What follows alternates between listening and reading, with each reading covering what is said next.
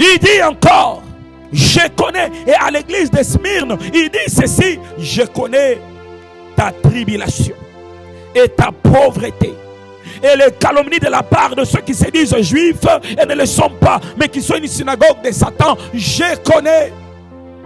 Et des fois on pleure, on dit, oh Dieu, tu m'as oublié.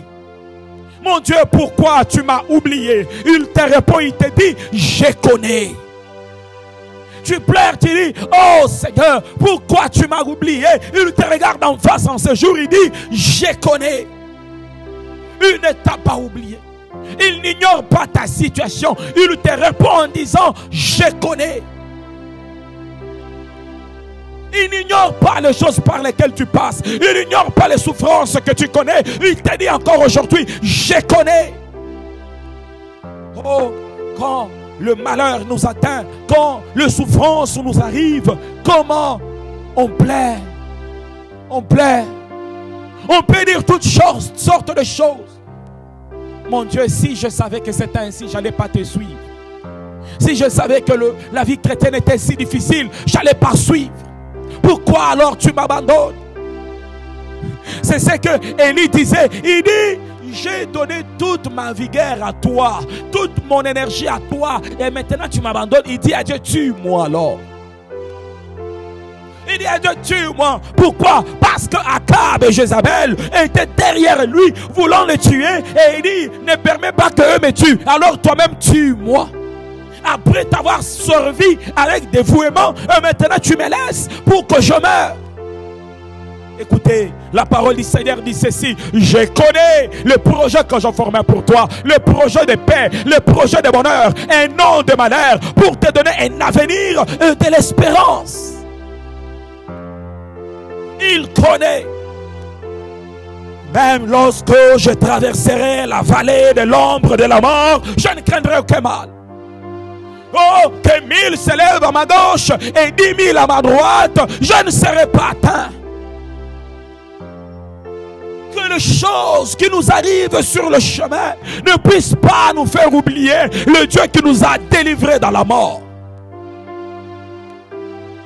Et c'est ce qui arrivait à Géasi. Il pleurait, il disait, oh Dieu nous a abandonnés, oh on va mourir. Et Élisée dit, oh Dieu, ouvre les yeux de Géasi et qu'il voie la multitude de l'armée céleste qui nous entoure.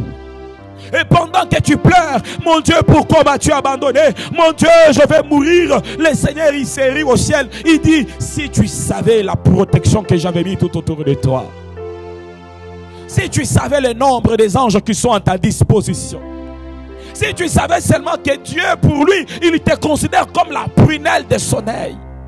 Si tu savais seulement que Dieu, pour toi, il a donné son seul fils unique, le seul fils qu'il avait, il l'a donné pour toi. Si seulement tu savais ça.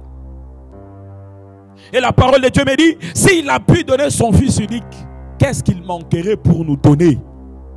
S'il avait qu'un seul, et il l'a donné pour nous, alors qu'est-ce qu'il ne peut pas encore nous donner? Il connaissait, il était conscient de la situation dans laquelle son peuple se retrouvait. Il était conscient. Ainsi, bien-aimé, en ce midi, le Seigneur est conscient de choses par lesquelles tu passes. Le Seigneur est conscient de la souffrance que tu endures. Le Seigneur est confiant.